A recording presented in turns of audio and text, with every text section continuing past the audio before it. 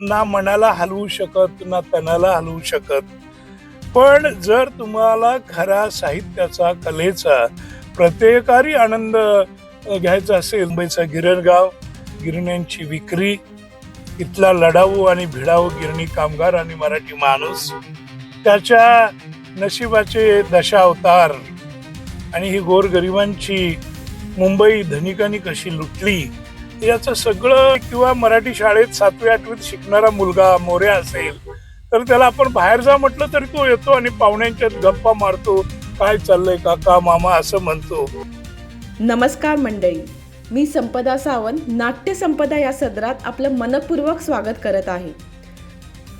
सुप्रसिद्ध कादंबरीकार, ऐतिहासिक लेखनाचे अभ्यासक, मराठी साहित्य विश्वातील महत्त्वाचे नाव मंडळी तुम्ही नक्कीच ओळखले असाल. पानिपत या ऐतिहासिक कादंबरीचे शिल्पकार, ज्येष्ठ लेखक विश्वास पाटील. पानिपत, संभाजी, महानायक यासारख्या गाजलेल्या कादंबऱ्यांनी त्यांनी मराठी साहित्यात वेगळी ओळख निर्माण केली. मंडळी, निमित्त आहे 99व्या अखिल भारतीय मराठी साहित्य संमेलनाच्या अध्यक्षपदी त्यांची नियुक्ती करण्यात आली. साहित्य, भाषा आणि आजच्या पिढीबद्दल त्यांचे स्पष्ट विचार जाणून घेऊया. चला तर आपण त्यांच्याशी संवाद साधूया. नवीन वर्षाची सुरुवातच सातारा जिल्ह्यामध्ये, ते महाराजांच्या ह्याच्यामध्ये साहित्य संमेलने होते आणि तुम्ही अध्यक्षपदी, सुवर्णयोग. तर काय सांगणार त्याबद्दल सर? मला मोठा आनंद वाटतो, खूप आनंद वाटतो, कारण सातारा ही मराठ्यांची राजधानी आहे आणि त्या राजधानीच्या ठिकाणी हा 99वा साहित्य संमेलनाचा सोहळा होणार आहे आणि योगायोगाने त्याचं अध्यक्षपद माझ्याकडे आलेलं आहे. म्हणून मला खचितच आनंद होतोय. जबाबदाऱ्या काय असणार आहे सर या संमेलनाच्या? जबाबदाऱ्या संयोजक पाहतील, पण मला आनंद यासाठी वाटतो की माझं हायस्कूलचं शिक्षण हे बऱ्यापैकी पाचगणीमध्ये झालं, महात्मा फुले विद्यालयामध्ये.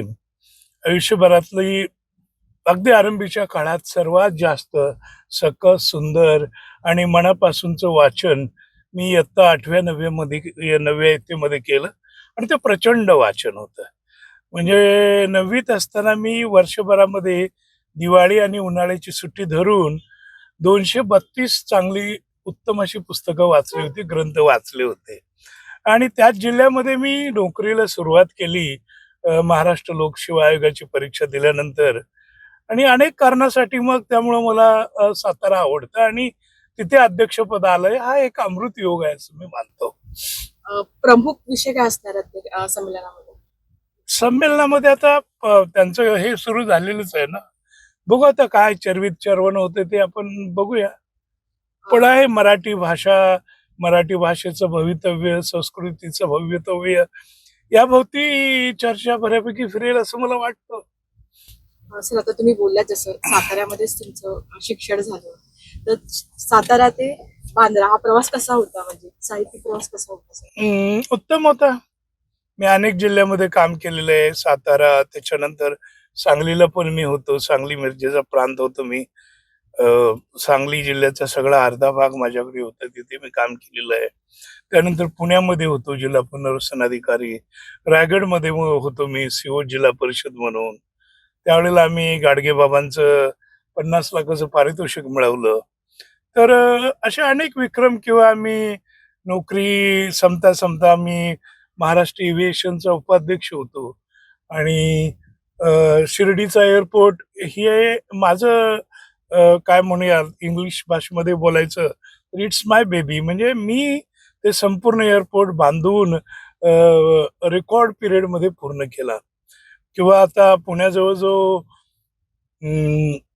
पुरंदर विमानतळ होतोय त्याची जागा पण मीच निवडलेली आहे. तर आणि मुंबईमध्ये काम केलेलं होतं. तर या नोकरीपेक्षाही माझ्या दृष्टीनं माझा साहित्यिक प्रवास हा खूप महत्वाचा आहे. पांगिरा नावाची पहिली जी उत्तम कादंबरी माझी पहिल्या पर्वातली मानली जाते, ती मी सातारा जिल्ह्यामध्येच लिहिलेली आहे. आणि पानिपत सुचलं तेही मला सातारा जिल्ह्यामध्ये, आणि पानिपतची तयारी मी सुरू केली तीही सातारा जिल्ह्यामध्ये. सर, कशी निर्मिती होती ती? पानिपतचा काय अनुभव आहे? उत्तम होतं, एक आव्हान होतं. कारण पानिपत हा विषय म्हणजे एक पराभवाची खंत होती. अनेकांना तो शब्द ऐकणं सुद्धा अपमानास्पद वाटायचं. ती त्याज्य गोष्ट आहे, तिचा विचार करायला नको. पराभव झाला ना आपला, मग काय आता त्याचं शोधायचं? अशी परिस्थिती असताना का कुणास ठाऊक, मी ज्यावेळेला प्रत्यक्ष अभ्यासाला लागलो, त्यावेळेला माझं लक्षात आलं की पानिपत ही पराभवाची घटिका नसून मराठी मनाचा मानबिंदू आहे. आणि धुरा आणि धगीच्या आड दडलेला तो सगळा इतिहास लोकांसमोर नव्यानं ते निखारे फुलवले पाहिजेत असं मला वाटलं आणि म्हणून मी त्या विषयाला हात घातला. सर, ऐतिहासिक कादंबरी या लिखाण करताना कोणत्या गोष्टी पाहिल्या पाहिजे, कसा अभ्यास केला पाहिजे? नाही, मी ऐतिहासिक काय किंवा सामाजिक काय मी असा कधीच फरक करत नाही. मला प्रत्येक गोष्ट ही माणसाची गोष्ट वाटते आणि त्यामुळे तो मानवी मनाचा तळ कसा शोधायचा, त्यातले प्रेमाचे प्रसंग, संघर्षाचे क्षण, लढाया चढाया, मान अपमान, हे विविध विकार आहेत, त्या विकारांचा विचार करायचा, व्यक्तिचित्रांचा विचार करायचा.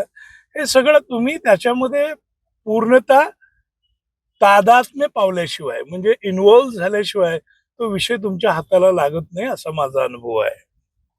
आजच्या नवीन लेखक आणि वाचक यांच्यामध्ये खूप दरी वाढत चालली आहे. म्हणजे अगोदरचे लेखक प्रभावशाली आहेत, आजचे पण आहेत, नाही, पण ती दरी कशी कमी करणार? नाही तर काय दरी वाचकांनी बघायचं तर आपण काय करणार त्याच्यामध्ये सुचवणार. पण मी एवढं सुचवेन की मराठी माणसांनी किंवा एकंदरीत सर्व वाचकांनी ग्रंथ विकत घेतले पाहिजेत, पुस्तकं विकत घेतली पाहिजे. साधा आपण सिनेमा पाहायला गेलो तर प्रत्येकाच्या हातामध्ये 400-450 रुपयाचा पॉपकॉर्न असतो. तो खाताना आपल्याला काहीच खर्च केला असं वाटत नाही. पण एखाद्या पुस्तकाची किंमत 200-300च्या वर असेल तर अरे बापरे नको असं होतं. तो जो पॉपकॉर्न आहे तो खाऊन संपणार आहे. पण ग्रंथ किंवा पुस्तक ही खरी शिदोरी आहे आणि त्यामुळे त्या शिदोरीचा उपयोग आपण करायला पाहिजे, मला वाटतं. आजच्या तरुण पिढीला काय सांगणार की ज्याचा वाचनाचा कल थोडा कमी होत चाललाय, म्हणजे सोशल मीडिया म्हणा ते वाढत चाललंय, तर तुम्ही काय सांगणार sir? मला असं सांगायचं की ग्रंथासारखा दुसरा सखा नाही, सोबती नाही. ग्रंथासारखा गुरु नाही, मार्गदर्शक नाही. त्यामुळे सोशल मीडियावर जे काही लिटरेचर येतं किंवा वाङ्मय येतं ते अर्धमुर्ध असतं. ते तुमच्या ना मनाला हलवू शकत ना तनाला हलवू शकत. पण जर तुम्हाला खरा साहित्याचा, कलेचा, प्रत्येकारी आनंद घ्यायचा असेल तर तुम्हाला ग्रंथाच्या गावाला जावंच लागेल. आणि त्यामुळे आज ना उद्या पुन्हा ग्रंथ आपल्या देवाऱ्यातली जागा मनाच्या देवाऱ्यातली परत मिळवतील याची मला खात्री आहे. तुमच्या लेखनातल्या साहित्याचा महत्वाचा टप्पा की तुम्हाला हा खूप महत्वाचा वाटतो, तो कुठला सर? सगळेच टप्पे महत्वाचे आहेत, पण त्यातल्या त्यात सर सुरुवातीच्या काळामध्ये एक 3 वर्षामध्ये या माझ्या एकापेक्षा एक मोठ्या कादंबऱ्या येऊन गेल्या. पहिली पांगिरा लिहून झाली, पण पानिपत पहिल्यांदा आली. त्यानंतर झाडाझडती आली, त्यानंतर पांगिरा आली. हा एक महत्वाचा टप्पा होताच सुरुवातीच्या काळातला. वाचकांचा काही अनुभव तुमच्या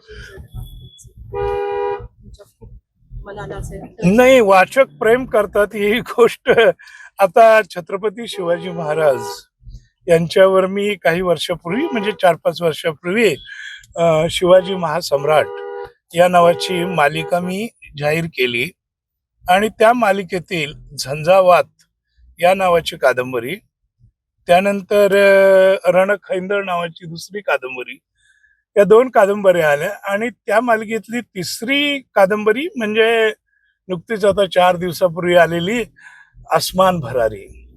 म्हणजे मुख्यतः शिवाजी राजांची आग्र्याहून सुटका हा त्याच्यामध्ये प्रसंग आहे. तर ही आसमान भरारी यायला थोडा उशीर झाला, मध्ये 2-2.5 वर्ष गेली. तर वाचक वारंवार चौकशी करायची, अनेक वेळेला पिच्छा पुरवायचे, पाठपुरावा करायचे, अगदी दम देणाऱ्या भाषेमध्ये फोन करायचे की एवढा वेळ कशाला लागतोय, आम्ही वाट पाहतोय, कधी येणार आहे. म्हणजे उत्तम साहित्यासाठी अगदी मनापासूनची ती दमबाजी बघताना सुद्धा मला आनंद वाटायचा.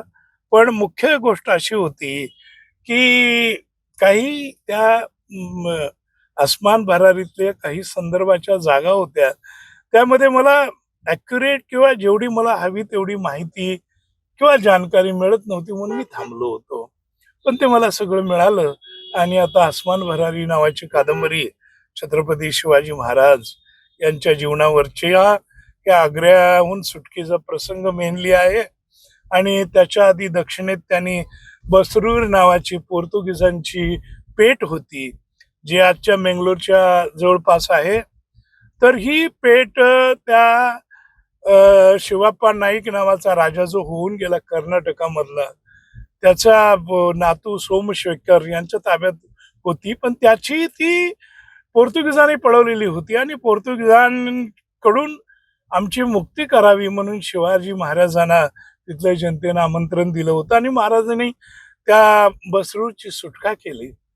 आज सुद्धा 13 फेब्रुवारी हा दिवस दरवर्षी बसरूरचा मुक्तिदिन म्हणून पाळला जातो. तर त्याच्यातले जे अव्वल संदर्भ आहेत, नेमकं तिथं काय घडलंय हे मराठी रेकॉर्डमध्ये डॉक्युमेंटमध्ये कुठेही नव्हतं आणि ते मला कन्नड साहित्याच्या माध्यमातून शोधावं लागलं आणि मला अचानक ते सापडलं 3 वर्षाच्या प्रयत्नानंतर. तेही मी याच्यामध्ये इन्क्लूड केलंय.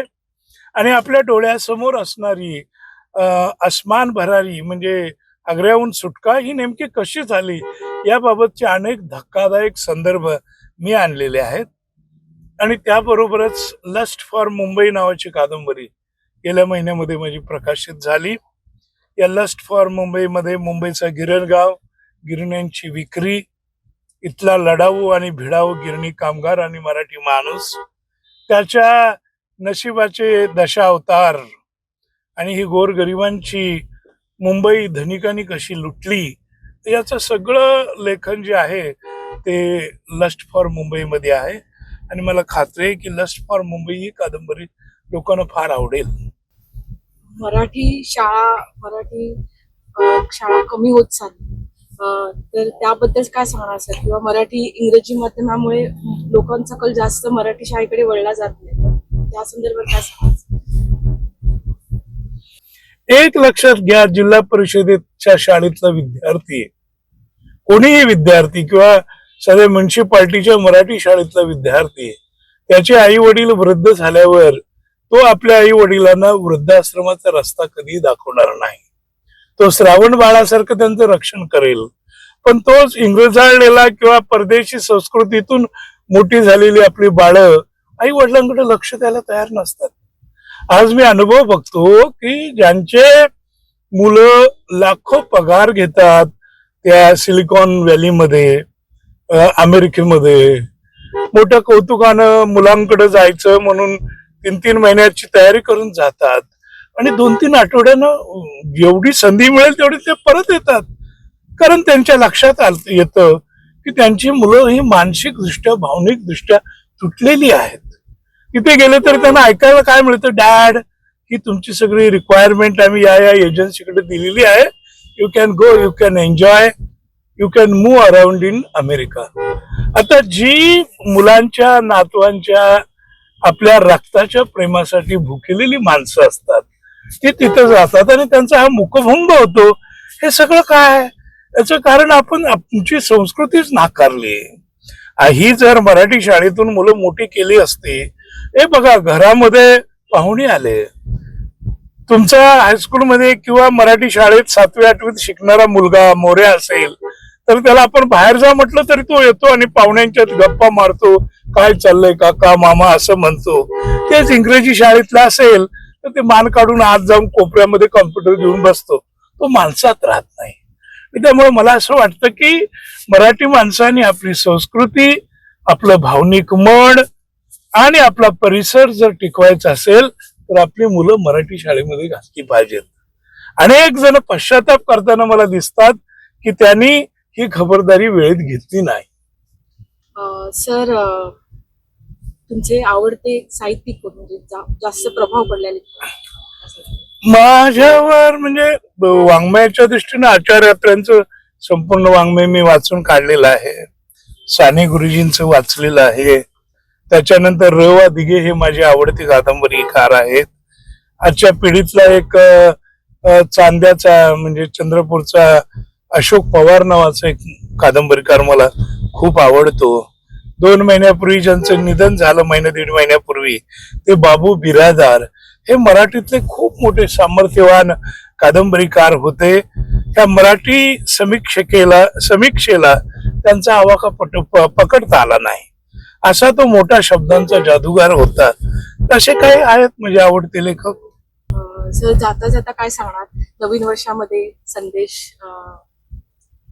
साहित्यिकांना, वाचकांना? आणि मला असं वाटतं की आता मराठी शाळा वाचली पाहिजेत, मराठी संस्कृती वाचली पाहिजे. म्हणून आपण शासनावर अवलंबून राहता उपयोगाचं नाही.